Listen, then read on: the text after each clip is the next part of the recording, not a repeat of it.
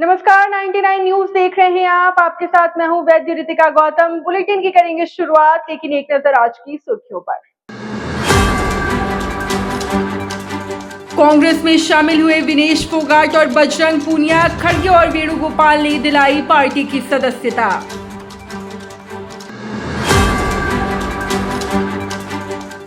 गलती हुई थी, अब कभी नहीं जाएंगे उनके साथ। नड्डा से मुलाकात के दौरान नीतीश कुमार ने दिया बड़ा बयान। 2 दिवसीय दौरे को लेकर बिहार पहुंचे हैं जेपी नड्डा। सीएम आवास में हेमंत सोरेन ने सुनी आमजनों की समस्या। सीएम ने समस्याओं का त्वरित समाधान का दिया भरोसा।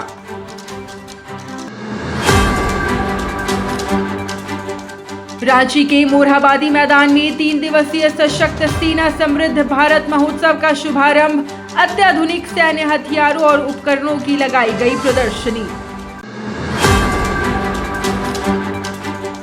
गोपालगंज पुलिस को मिली बड़ी सफलता। वाहन चेकिंग के दौरान 11 क्विंटल चांदी जैसा पदार्थ बरामद। एफएसएल की टीम कर रही जांच।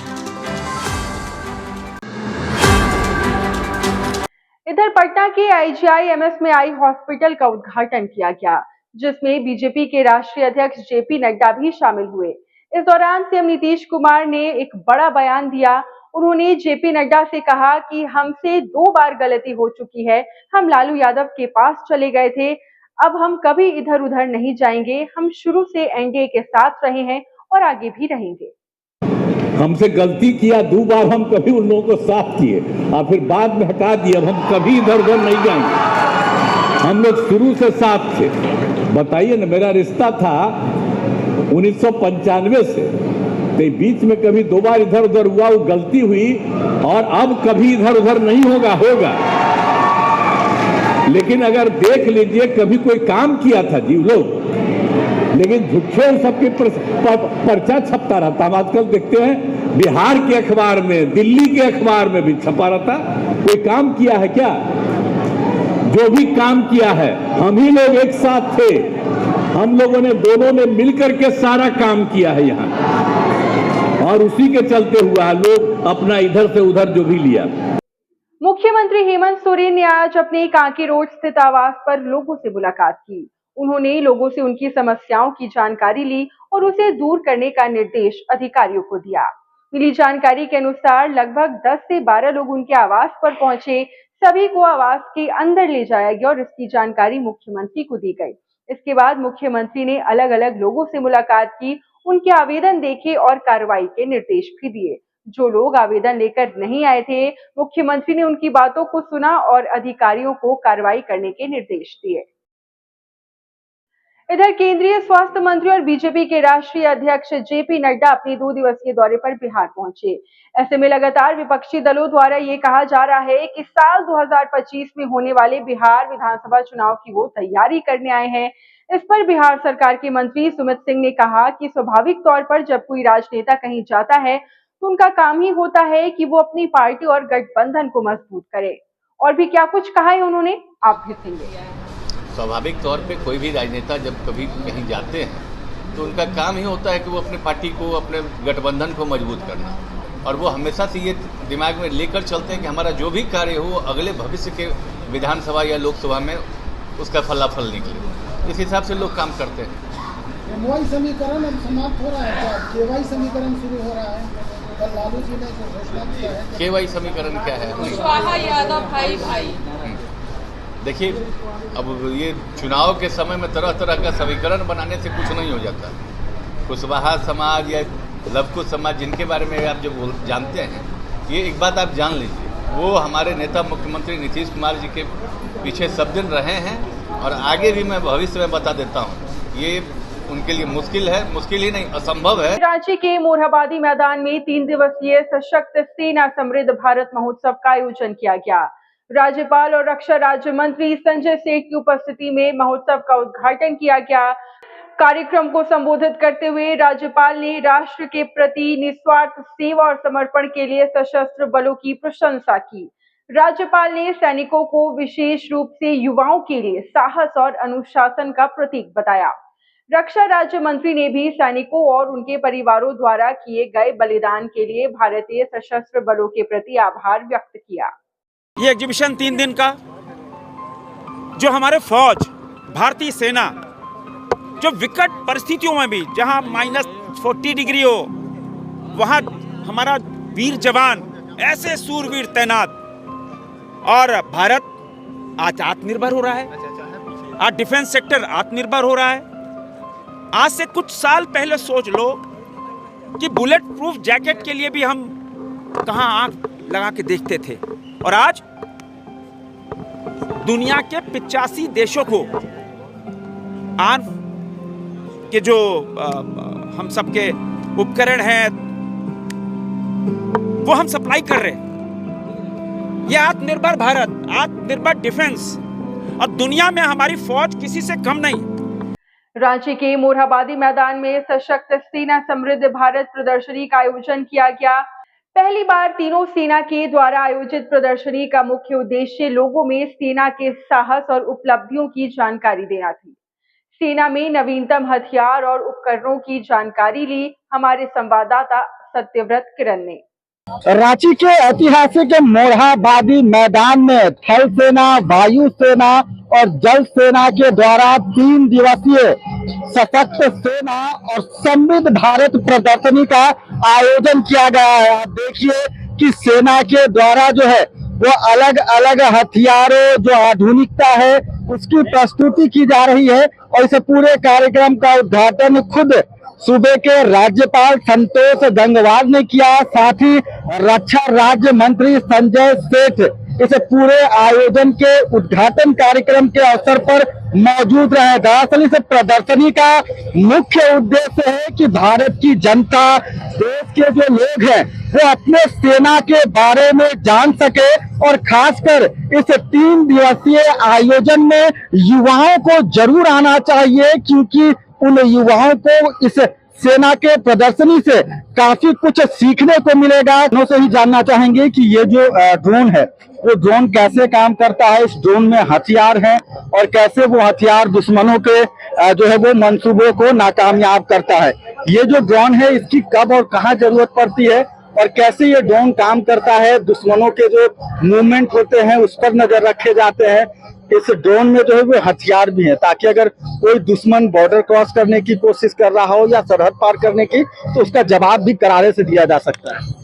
ये एक मल्टीपर्पज ऑक्टाकॉप्टर है, जिससे हम एक ड्रोन से ही अलग अलग प्रकार के काम ले सकते हैं। जैसे कि हम इससे सर्वेलेंस कर सकते हैं। इसके अलावा इससे लॉजिस्टिक सामान, जो पोस्टों के ऊपर हमारा लोड दी बर्फ के दौरान मूवमेंट करना मुश्किल हो जाता है, रास्ते कट जाते हैं, उस सामान को पहुंचा सकते हैं। ये ऑलरेडी ये एलसी और टेररिस्ट के खिलाफ हम इस्तेमाल करते हैं। जो टेररिस्ट अगर कहीं हरकत कर रहा है तो हम दूर से दूर उसको डिटेक्ट कर लेंगे, उसको हम पहचान लेंगे कि ये कहाँ, किधर और कैसे जा रहा है। मतलब उसकी गतिविधियों पर आप नजर रखते हैं। बिल्कुल, ये दिन के समय अगर अंधेरा कोहरा भी हो तो इसमें हम इस्तेमाल करते हैं। महसूस होता है ऐसे भारतीय जवान को देखकर कि किस तरह से आधुनिक हथियारों के जरिए जो है वो सरहद की सुरक्षा की जाती है। 99 न्यूज भी अपने दर्शकों से यह आग्रह करता है कि रांची के ऐतिहासिक इस मोरहाबादी मैदान में 3 दिवसीय इस मेले में, प्रदर्शनी में जरूर पहुंचे। अपने देश के सेना को जानने का मौका मिलेगा, यह जानने का मौका मिलेगा कि हमारी सेना, हमारा देश कितना आधुनिक हुआ है, हथियार हमारे पास कितने आधुनिक मिले हैं, और इन हथियार के बदौलत हम अपने दुश्मनों के छक्के छुड़ा पाते हैं। अपने सहयोगी उमेश लाल के साथ मैं सत्यव्रत किरण, 99 न्यूज, रांची। इधर जमशेदपुर के तुलसी भवन में बाबूलाल मरांडी की अध्यक्षता में कोल्हान प्रमंडल की बैठक हुई। बैठक में संगठन मजबूती सहित कई बिंदुओं पर चर्चा की गई। इस दौरान बाबूलाल मरांडी ने हेमंत सोरेन पर निशाना साधते हुए कहा कि हेमंत ने चुनाव के समय 5 लाख युवाओं को नौकरी देने की बात कही थी। नौकरी नहीं देने पर इस्तीफा देने की भी बात कही थी, लेकिन अभी तक उन्होंने इस्तीफा नहीं दिया। इससे उनकी मानसिकता का पता चलता है। आज जेएमएम सिर्फ और सिर्फ परिवार की पार्टी बनकर रह गई है, जिसके कारण आज लोग उनकी पार्टी छोड़कर बीजेपी में शामिल हो रहे हैं। अरे उन्होंने तो यहीं पर टाटा में, आप सबको याद होगा, हम कहेंगे कि वीडियो निकाल लीजिएगा, निर्मल महतो की जहां शहादत दिवस मना रहे थे, तो उन्होंने क्या कहा था? कदमा में उन्होंने कहा था कि अगर 5 लाख नौकरी नहीं देंगे, शिबू सोरेन के बेटा है, पॉलिटिक्स से संन्यास ले लेंगे। अब तो उनको संन्यास अपने से तो लिया नहीं, लेकिन संन्यास उसको लेने का वक्त आ गया है। तो संन्यास तो किस उम्र में लोग लेते हैं, तो उस उम्र तो होना ही चाहिए उनकी। इधर जमशेदपुर वासियों को जल्द ही जाम से निजात मिलने वाली है। झारखंड के स्वास्थ्य मंत्री बन्ना गुप्ता ने मांगो फ्लाईओवर का शुभारंभ किया है। 461 करोड़ की लागत से बनने वाले इस फ्लाईओवर में पहले चरण में 252 करोड़ खर्च कर 30 पिलर का निर्माण कार्य कराया जा रहा है।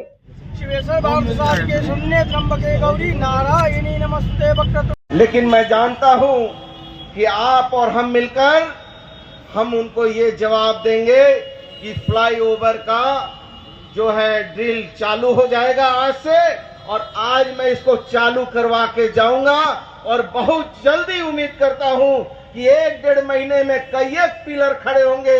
यहाँ 48 ठो पिलर खड़ा होना है। जमशेदपुर के आदित्यपुर थाना क्षेत्र समेत तराईकेला में दर्जनों आपराधिक घटनाओं में शामिल कुख्यात अपराधी संतोष थापा को आज कोर्ट में पेश किया गया, जहां पर कोर्ट के आदेश के बाद फिर से उसे जेल भेज दिया गया। बता दें कि दिल्ली से कुछ दिन पहले ही संतोष थापा की गिरफ्तारी हुई थी। इसके बाद उसे सरायकेला लाया गया था और रिमांड की अवधि खत्म होने के बाद उसे न्यायालय में पेश किया गया था। आदित्यपुर कांड संख्या 104-20 धारा 307 34 भादवी और 27 आर्म्स एक्ट के अभियुक्त वांछित कुख्यात अपराधकर्मी वारंटी संतोष थापा की गिरफ्तारी की गई है। और संतोष थापा अपराधकर्मी की गिरफ्तारी IGI एयरपोर्ट से दिनांक 2 तारीख को की गई और उसको ट्रांजिट रिमांड पर लाया गया है। आज उसका ट्रांजिट ख़त्म हो रहा है, तो अभी उसको माननीय न्यायालय में भेजा जा रहा है। कहाँ से गिरफ्तार किया गया? इसको IGI एयरपोर्ट दिल्ली से गिरफ्तार किया गया है। इसकी गिरफ्तारी में विभिन्न एजेंसियों से समन्वय स्थापित करने में DC सरायकेला महोदय और कोलकाता पुलिस, दिल्ली पुलिस और CISF से समन्वय स्थापित करने में पुलिस मुख्यालय से जोनल IG सर का भी विशेष मार्गदर्शन और सहयोग प्राप्त हुआ है, जिसके लिए सरायकेला खरसावां पुलिस आभार व्यक्त करती है। इधर राज्य में 10 सितंबर से जन शिकायत समाधान केंद्र लगाया जाएगा, जहां पर आवेदक अपनी शिकायतों को लेकर पुलिस के वरीय अधिकारियों से मुलाकात कर अपना पक्ष रख सकेंगे। जो आवेदक केंद्र तक नहीं पहुंच सकते हैं, वो अपना आवेदन ईमेल और व्हाट्सएप के जरिए भी अपनी शिकायत दर्ज कर सकते हैं। अगर पुराने आवेदन जो हमारे कार्यालय में गए हैं या कोई शिकायतें आई हैं, अगर उस पर अभी तक कार्रवाई नहीं हुई है, उसको भी लोग लेकर आ सकते हैं। तो मेरा अनुरोध है मीडिया के सभी, वो इलेक्ट्रॉनिक मीडिया, प्रिंट मीडिया के बंधुओं से, कि आप ज़्यादा से ज़्यादा इस बात का प्रचार करें कि जिनको भी पुलिस से जुड़ी समस्याएं हैं, शिकायत है, कोई कार्रवाई लंबित है, तो वो जरूर इस कैंप में आएँ। अगर कैंप में आने में कोई असुविधा है तो हमारे ईमेल ID या हमारे व्हाट्सएप नंबर पर वो अपना जो है आवेदन दें, और हम लोग इसका जो है समयबद्ध तरीके से इसका सम्यक कार्रवाई करते हुए निष्पादन करेंगे। और अगर उन निष्पादन से असंतुष्ट हैं तो हायर ऑफिसर तक ये मैटर को रेफर करेंगे। गुमला पुलिस को बड़ी सफलता हाथ लगी है। हथियार के साथ पुलिस ने 3 अपराधियों को गिरफ्तार किया है। अपराधियों के पास से पुलिस ने एक पिस्टल और मोबाइल भी बरामद किए हैं। सभी पर निर्माणाधीन पुल साइड में हंगामा करने का आरोप लगा है। टीम के द्वारा कांड का पूरी तरह से उद्भेदन किया गया है और इसमें 3 जो अभियुक्त हैं उनकी गिरफ्तारी हुई है। इनके पास से घटना में प्रयुक्त मोटरसाइकिल, 1 कट्टा, 1 जिंदा गोली, इसके अलावा 7.65 mm का 5 जिंदा गोली है और मोबाइल फ़ोन बरामद हुआ है। इस घटना में जो मोटरसाइकिल यूज़ हुआ था उसको भी पुलिस ने बरामद किया है। CCTV से कुछ रेनकोट और कुछ ऐसी हम लोगों को जानकारी मिली थी कि वो लोग पहन कर आए थे, उसको भी हम लोगों ने बरामद किया है। इस घटना में जो 3 लोग गिरफ्तार हुए हैं वो शंकर प्रधान, उम्र 21 वर्ष, दूसरे आज़ाद साहू, तीसरा गणेश हजाम, सभी तीनों जो है कुम्हारी थाना बसिया जिला गुमला के रहने वाले हैं। इधर गुमला जिला प्रशासन की ओर से ग्रामीण क्षेत्रों में स्वास्थ्य सुविधा को बेहतर करने के लिए झारखंड सरकार के साथ MOU साइन होने के बाद हंस फाउंडेशन की ओर से घाघरा में डायलिसिस सेंटर की शुरुआत की गई है, इस मौके पर डीसी ने कहा है कि यहां पर डायलिसिस सेंटर नहीं होने से लोगों को कई तरह की परेशानियों का सामना करना पड़ता था, लेकिन अब यहां पर सेंटर खुलने से आसानी से यहां पर लोग अपना इलाज करा सकेंगे। सेवा है जो निरंतर किसी मरीज को चाहिए होता है और जो जिनका भी एक बार प्रारंभ हो गया तो उनको आजीवन उसकी ज़रूरत पड़ती है। अभी वर्तमान में केवल सदर हॉस्पिटल में डायलिसिस की सेवा थी और वहाँ भी कभी किसी मशीन में यदि कोई समस्या आ जाए या किसी प्रकार की कोई समस्या रहे तो वहाँ भी कई बार वो अवरुद्ध हो जाता है। अभी हंस फाउंडेशन ने हम जिला प्रशासन के सहयोग से 2 जगहों पे बसिया और घाघरा दोनों पे ही 3 डायलिसिस मशीन्स का अधिष्ठापन किया है, जिससे इधर आसपास के जितने लोग हैं चाहे वो बिशुनपुर के हों या इवन दूसरे जिलों के जो लोहरदगा या लातेहार के जो बॉर्डरिंग एरियाज हैं वहाँ के भी पेशेंट निःशुल्क डायलिसिस की व्यवस्था का लाभ ले सकते हैं। इधर बिहार के गोपालगंज पुलिस ने वाहन जांच के दौरान 11 क्विंटल चांदी जैसे पदार्थ बरामद किए हैं। इस मामले में पुलिस ने एक व्यक्ति को भी गिरफ्तार किया है। पुलिस ने ये कार्रवाई जिले के कुचायकोट थाने के बलथरी चेक पोस्ट पर किया। दरअसल कुचायकोट पुलिस के द्वारा मद्य निषेध अधिनियम के तहत यूपी के तरफ से आने वाले सभी वाहनों की सघन तलाशी ली जा रही थी। इसी दौरान दिल्ली से सीतामढ़ी जा रही बस की तलाशी ली गई, जिसमें पुलिस ने चांदी जैसे कुछ पदार्थ बरामद किए हैं। फिलहाल मामले में पुलिस एक व्यक्ति को गिरफ्तार कर चुकी है, जिससे पूछताछ जारी है। कुचायकोट थाना क्षेत्र में वाहन जांच के दौरान लगभग 1100 केजी चांदी जैसा जैसा धातु बरामद किया गया है, जिसमें कि एफएसएल टीम को बुला के जांच की जा रही है। एक व्यक्ति को भी डिटेन करके रखा गया है और जैसा इस जांच में चीज़ें निकल के आएंगी उसके अकॉर्डिंग टू कार्रवाई की जाएगी। अगली खबर बिहार के बेगूसराय जिले से, जहां एक बार फिर से भीड़ का तालिबानी फरमान देखने को मिला, जहां बकरी चोरी के आरोप में स्थानीय लोगों ने 2 युवकों को पकड़कर बेरहमी से उनकी पिटाई कर दी, जिससे दोनों युवक गंभीर रूप से घायल हो गए। गंभीर अवस्था में दोनों युवक को इलाज के लिए सदर अस्पताल में भर्ती किया गया, जहां इलाज के दौरान एक की मौत हो गई, जबकि दूसरा अभी भी जिंदगी और मौत के बीच जंग लड़ रहा है। पूरी घटना जिले के बीरपुर थाना क्षेत्र के भवानंदपुर गांव की बताई जा रही है। बताया जा रहा है कि दोनों युवक एक बकरी को चुराकर भाग रहे थे, तभी लोगों ने युवक को खदेड़ना शुरू किया और उन्हें पकड़कर जमकर लाठी डंडे से पिटाई कर दी। भवानंदपुर कि वहाँ 2 अपाची मोटरसाइकिल से चोर थे जो कि बकरी चोरी कर रहे थे। बकरी चोरी करके के दौरान ही वो जनता के द्वारा खदेड़ा गया, उसमें भागने लगे। पुलिया है उससे टकरा गया मोटरसाइकिल से। उसके बाद ग्रामीणों ने उन दोनों को पकड़ लिया और पकड़ के बांध के अपने पास रखे हुए थे। तत्पश्चात सूचना दिए, उसके बाद पुलिस पहुंची और उसमें से दोनों घायल थे। वैसी स्थिति में हॉस्पिटल में लाया गया। हॉस्पिटल में लाने के बाद एक की मृत्यु हो गई है, दूसरे का इलाज चल रहा है। इसमें जो कंसर्न्ड STPO सदर 2 हैं वो इस मामले को स्वयं भी देख रहे हैं और फिर आगे जिस तरह का भी बयान आता है उसके अनुसार अग्रिम कार्रवाई की जाएगी। इधर सारण के रसूलपुर में चर्चित तिहरे हत्याकांड में आरोपियों को सजा दी गई। हत्याकांड के 2 आरोपियों को उम्र कैद की सजा मिली। इस प्रकरण में डीजीपी ने सभी टीम को पुरस्कृत किया। कुमार आशीष SP सारण को डीजीपी ने सम्मानित किया। साथ ही सारण के अनुमंडल पुलिस पदाधिकारी राजकुमार को भी सम्मानित किया गया।